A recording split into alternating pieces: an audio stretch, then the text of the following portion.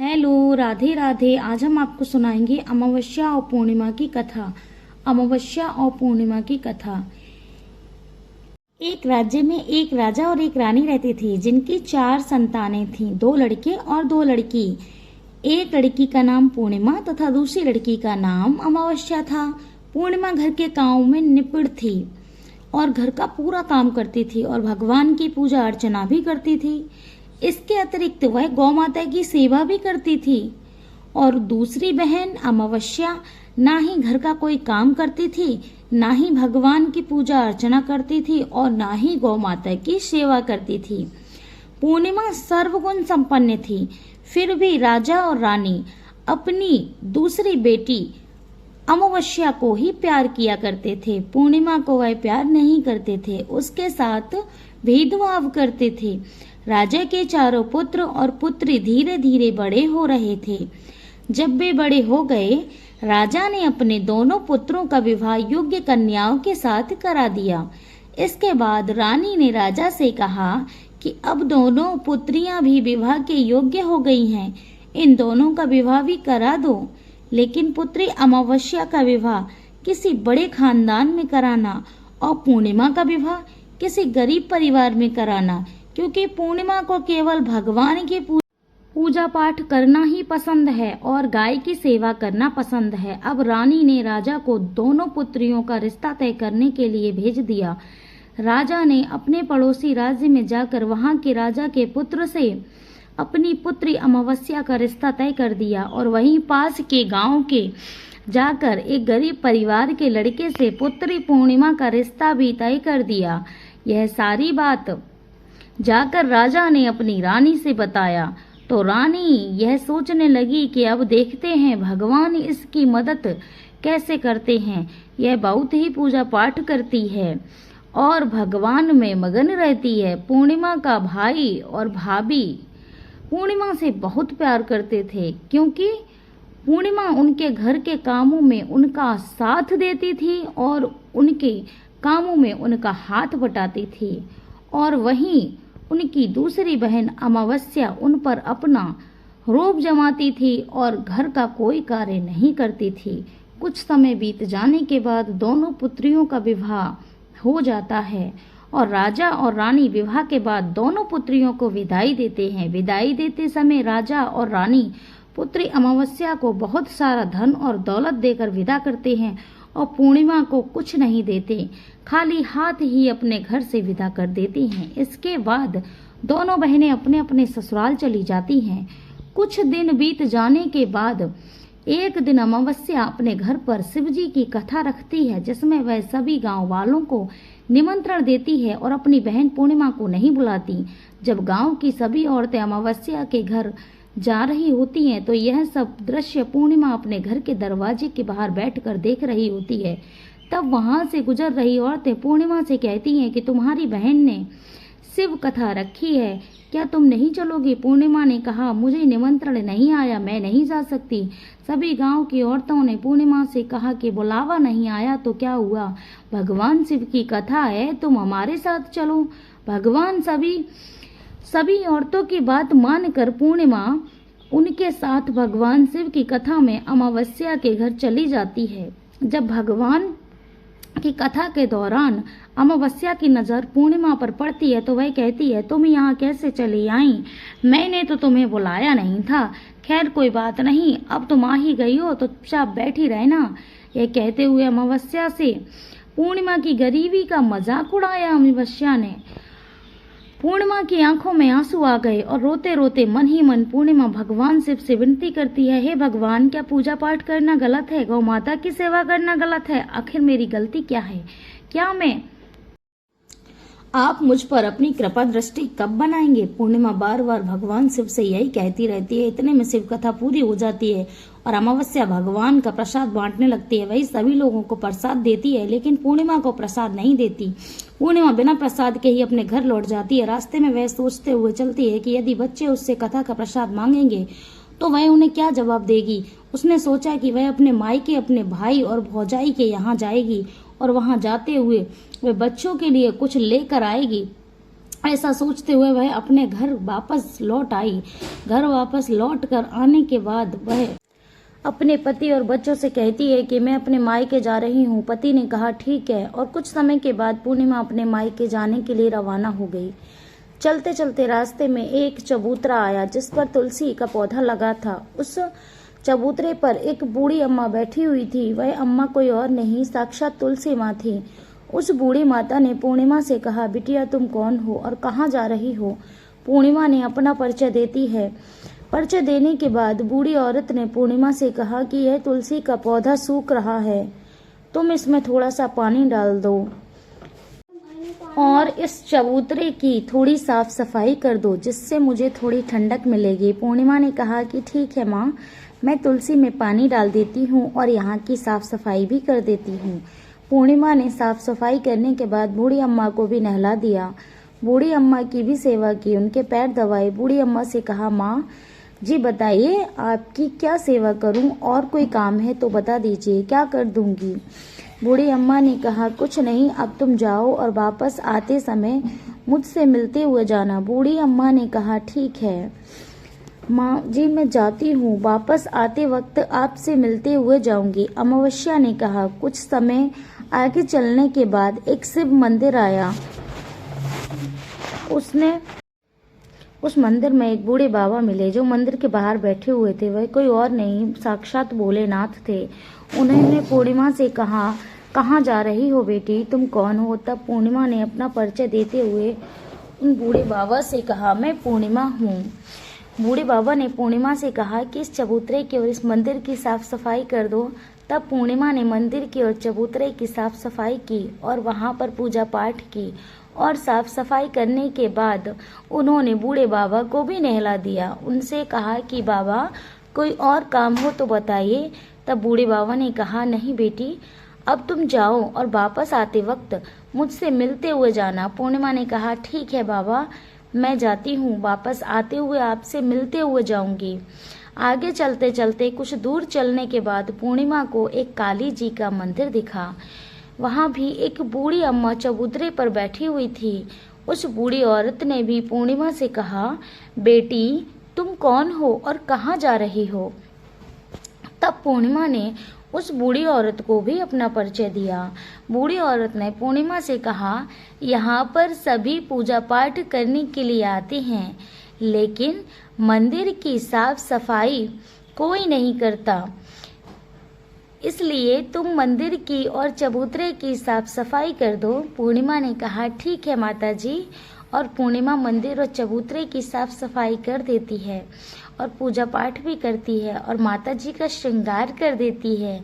उस बूढ़ी अम्मा को भी नहला देती है और बूढ़ी अम्मा के पैर दबाती है और कहती है, अब सभी काम हो गया माँ जी, और कोई काम हो तो बताइए। बूढ़ी अम्मा कहती है, नहीं बेटी, अब तुम जाओ, लेकिन वापस आते वक्त मुझसे मिलते हुए जाना। पूर्णिमा कहती है, ठीक है, और वह आगे चली जाती है। आगे चलते चलते एक नदी आती है। वहाँ पर भी एक बूढ़ी अम्मा बैठी रहती है और वह कहती है, बेटी तुम कौन हो, कहाँ आई हो?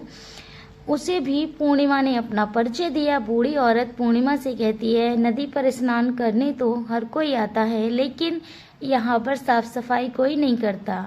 पूर्णिमा साफ सफाई कर देती है, उस बूढ़ी अम्मा के पैर दबा देती है और कहती है, माँ जी कोई और काम हो तो बताइए। बूढ़ी औरत कहती है, कुछ नहीं बेटी, तुम जाओ, लेकिन वापस आते वक्त मुझसे मिलते हुए जाना। और कहा, नाव में बैठकर नदी के दूसरे किनारे पहुंच जाती है और वहां अपने मायके के घर पहुंच जाती है। वहां पर पूर्णिमा के भाई और भाभी उसे देखकर बहुत खुश हो जाते हैं और वे पूर्णिमा की बहुत खातिरदारी करते हैं, उससे बहुत सारी बातें करते हैं और कहते हैं, बच्चों को भी साथ में लेकर आती तो बहुत अच्छा होता। अब कुछ समय के बाद पूर्णिमा ने वापस अपने ससुराल जाने का कहा तो उसकी भाभी ने उसके लिए एक साड़ी दी, खेलने के लिए बच्चों के लिए कपड़े दिए, खिलौने दिए, पीने की कुछ चीज़ें रख दी और कहा कि तुम बहुत दिनों के बाद आती हो। और पूर्णिमा की भाभी ने यह तहला पूर्णिमा को दे दिया और कहा कि जाओ और जल्दी वापस आना। इसके बाद पूर्णिमा वहाँ से अपने ससुराल के लिए रवाना हो गई और उसी नदी के किनारे पहुंची। नाव में बैठकर दूसरे किनारे पर उतर गई। वहाँ पर उतरने के बाद वहाँ पर उसे वही बूढ़ी अम्मा मिली जो साक्षात गंगा माँ थी। उस बूढ़ी अम्मा ने पूर्णिमा को एक थैला दिया। सोचा कि अब तो मेरे पास बहुत सारी धन दौलत आ जाएगी। जल्दी जल्दी उसने सभी थैलों को खोला। किसी में मिट्टी तो किसी में पत्थर, किसी में कंकड़ तो किसी में कोयला।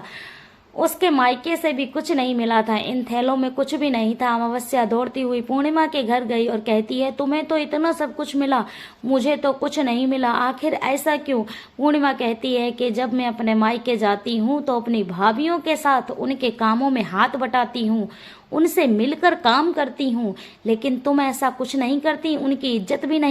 और कहा कि इसे तुम अपने घर जाकर ही खोलना। अब पूर्णिमा के पास 3 थैले हो गए।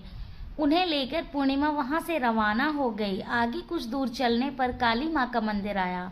वहां पर वही बूढ़ी माँ मिली। उसने कहा, आ गई बेटी पूर्णिमा ने कहा, हाँ माँ जी आ गई। तो काली माँ ने उसे एक थैला दिया। कहा, तुम यह थैला अपने घर जाकर ही खोलना। अब पूर्णिमा के पास 4 थैले हो गए थे। तीनों थैले लेकर पूर्णिमा आगे बढ़ी। कुछ दूर जाने पर शिव जी का मंदिर आया, जहां बूढ़े बाबा के रूप में शिव जी स्वयं विराजमान थे। बूढ़े बाबा ने कहा, पूर्णिमा वापस आ गई? पूर्णिमा ने कहा, हाँ बाबा मैं वापस आ गई। बूढ़े बाबा ने भी पूर्णिमा को एक थैला दिया और कहा, यह थैला तुम घर जाकर ही खोलना। पूर्णिमा ने कहा, ठीक है बाबा। अब पूर्णिमा के पास कई थैले हो गए थे। अब पूर्णिमा 4 थैलों के साथ अब कैसे ले जाती? उसने एक पुरानी साड़ी निकाली और उन सभी थैलों को एक गड्ढा बना लिया और सर पर रख कर वहाँ से रवाना हो गई। कुछ दूर जाने के बाद उसे तुलसी माँ मिली। औरत के रूप में बैठी तुलसी माँ मिलती है और कहती है, पूर्णिमा तुम आ गई? पूर्णिमा कहती है, माँ जी मैं आ गई। वह बूढ़ी औरत भी उसे एक थैला देती है और कहती है, यह थैला तू अपने घर जाकर ही खोलना। पूर्णिमा, ठीक है माँ जी। अब पूर्णिमा के पास 5 थैले हो गए। पूर्णिमा वहां से रवाना हुई तो वापस अपने घर पहुंच गई। पूर्णिमा ने थैलों को नीचे रखा और सबसे पहले अपने मायके के थैले को खोलकर देखने लगी। उसमें बच्चों के लिए अच्छे अच्छे कपड़े, खाने पीने की चीजें थीं और उसने कुछ गहने भी थे। पूर्णिमा ने कपड़े अपने बच्चों को दे दिए और खाने पीने की चीजें भी बच्चों को दे दी। बच्चे अब यह सब पाकर बहुत खुश थे। अब पूर्णिमा ने दूसरा थैला खोलकर देखा तो जो गंगा माँ ने दिया था उसमें ढेर सारे हीरे जवाहरात, सोने चांदी आदि था। उसके बाद अब पूर्णिमा ने तीसरा थैला खोला जो उसी काली माँ ने दिया था। उसमें बहुत सारा सोना श्रृंगार का सामान भरा हुआ था। इसके बाद पूर्णिमा ने चौथा थैला खोला जिसे भगवान शिव ने दिया हुआ था। उसमें बहुत सारा धन संपत्ति भरा हुआ था और बहुत सारी खुशियां भरी हुई थी। उसके बाद अब पूर्णिमा ने 5वां थैला खोला। उसे वो तुलसी माता ने दिया था। उसमें चावल, दाल और 7 प्रकार की खाने की चीजों से भरा हुआ था। अब पूर्णिमा के घर में किसी भी चीज की कमी नहीं थी। उसका घर धन धान्य से भरा हुआ था और परिपूर्ण था। अब पूर्णिमा और उसका परिवार सुख में जीवन व्यतीत करने लगा। अब पूर्णिमा के मन में विचार आया कि क्यों ना शिव जी की कथा कराई जाए और शिव जी की कथा में एक कार्यक्रम रखा। पूर्णिमा ने गांव के सभी लोगों को निमंत्रण दिया, घर घर जाकर सभी लोगों को बुलाया। पूर्णिमा अपनी बहन अमावस्या के घर भी गई और अमावस्या को भी शिव जी की कथा के लिए उसने अपने घर पर बुलाया। जब अमावस्या पूर्णिमा के घर शिव जी की कथा में आई तो उसने देखा कि पूर्णिमा के घर में तो किसी चीज की कोई कमी नहीं है। इतना सारा धन देखकर उसने पूर्णिमा से कहा कि तुम्हारे घर में इतनी धन दौलत कहाँ से आई?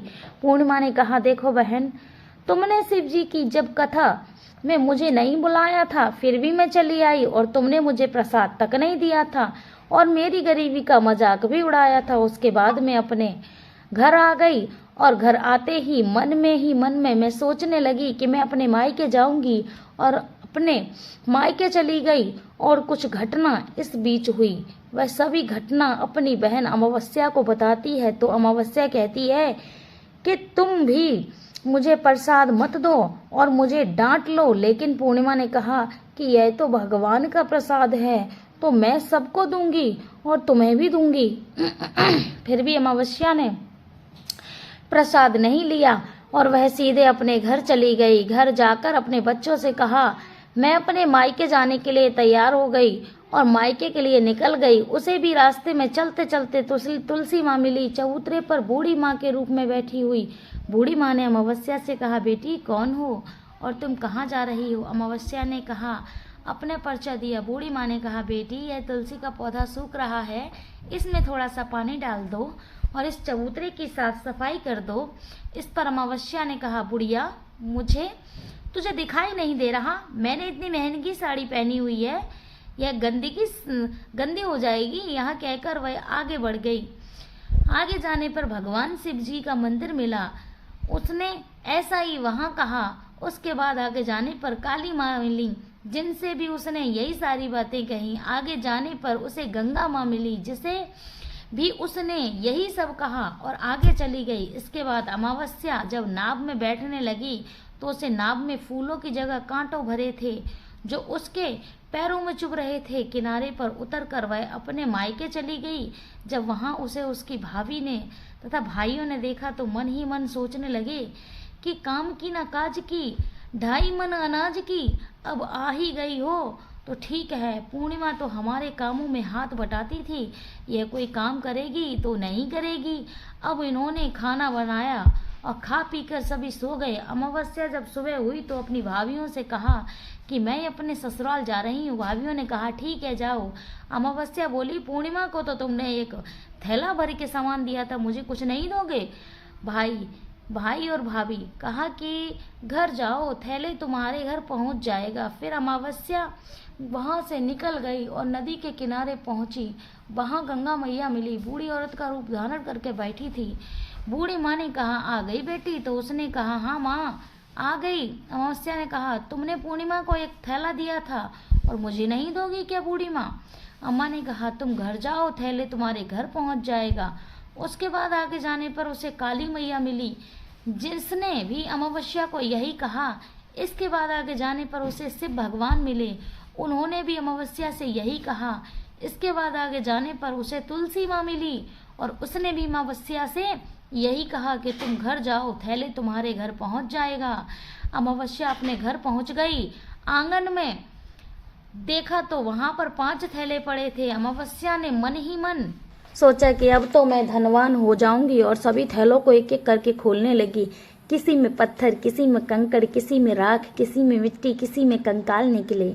यह देखकर वह दौड़ती हुई पूर्णिमा के पास पहुंची और कहने लगी कि तुम्हें तो मायके से इतना सब कुछ मिला, मुझे तो कुछ नहीं मिला, मुझे तो किसी ने कुछ नहीं दिया। तो पूर्णिमा कहती है कि सुन बहन, जब मैं मायके जाती हूँ तो मैं भाभियों के साथ काम करवाती हूँ, उनका हाथ बटाती हूँ, और तू तो उनकी इज्जत भी नहीं करती, उनसे बेजुबानी से बोलती है, और तूने गंगा माँ को भी ठुकरा दिया, शिव को भी ठुकरा दिया, और तो और तूने तुलसी माँ को भी ठुकरा दिया, तो भला कोई तुझे क्या देगा।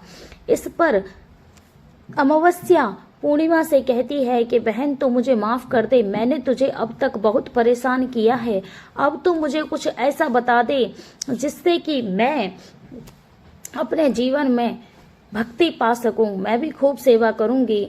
फिर पूर्णिमा कहती है कि बहन तू 3 सूत्र धारण दया मांगना, पहला सूत्र कथा मांगना और तीसरा सूत्र ओम नमः शिवाय 108 बार जाप करना।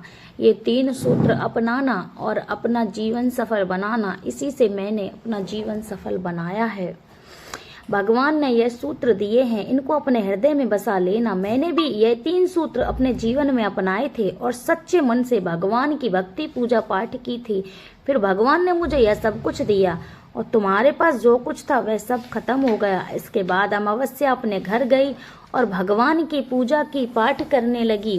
भगवान शिव से उसने माफी मांगी और गौ माता की सेवा भी की, दूसरों की मदद भी करने लगी और वह भक्ति भाव से रहने लगी, सबसे प्रेम पूर्वक बात करने लगी। कैसी लगी आपको आज की कहानी? प्लीज हमारे चैनल को सपोर्ट करें, सब्सक्राइब करें। राधे राधे।